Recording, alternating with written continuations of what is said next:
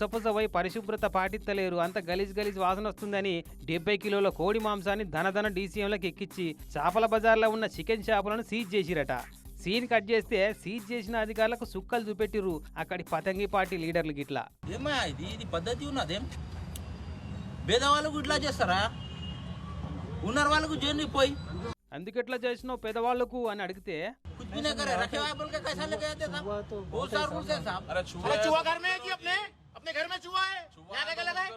ఆ గొయ్యలకలు ఉన్నాయని సీజ్ చేసిన అంటుండు. వీళ్ళు కూడా అంతకే ఉన్నారు కదా. మేయర్ చెప్పిందనో కమిషనర్ గోరిండనో ఎలుకలు తిరుగుతున్నాయనో సీజ్ చేస్తా అంటే నడవది.